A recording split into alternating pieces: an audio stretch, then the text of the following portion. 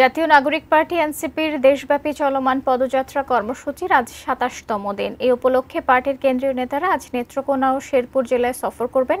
বিস্তারিত জানাতে শেরপুর থেকে সরাসরি যুক্ত হচ্ছেন প্রতিনিধি আসাদুজ্জামান সুমন। সুমন, পদযাত্রা কর্মসূচির শেষ মুহূর্তের প্রস্তুতি সম্পর্কে জানাবেন, নিরাপত্তা ব্যবস্থা কেমন দেখছেন, সব মিলিয়ে জানাবেন।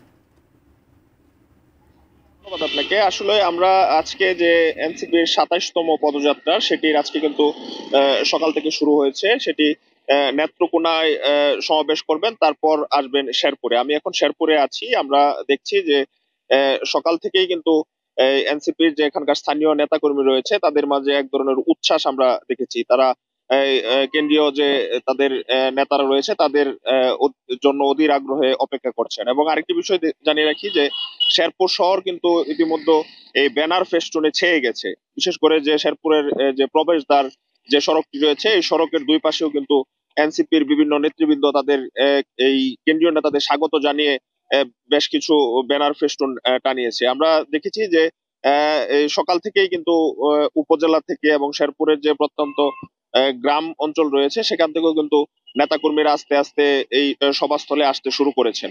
তো সব মিলিয়ে এই যে শেরপুরের যে এনসিপির যে সমাবেশ এবং পদযাত্রা সেটিকে ঘিরে কিন্তু আইন শৃঙ্খলা বাহিনী ব্যাপক তৎপর রয়েছে। আমরা দেখেছি পুলিশের পাশাপাশি সেনাবাহিনীও টহল দিচ্ছে যেন নির্বিঘ্নে এনসিপি তাদের পদযাত্রা কর্মসূচি বাস্তবায়ন করতে পারে। এবং এই এখানকার যে স্থানীয় নেতাকর্মী রয়েছে এবং কর্মী রয়েছে এবং সাধারণ মানুষ রয়েছে তারাও কিন্তু এনসিপির যে পদযাত্রা এবং তাদের যে সমাবেশ সেটিতে কি বলবেন, কেন্দ্রীয় নেতারা কি বার্তা দিয়ে যাবেন সেটির জন্য তারা অপেক্ষা করছেন।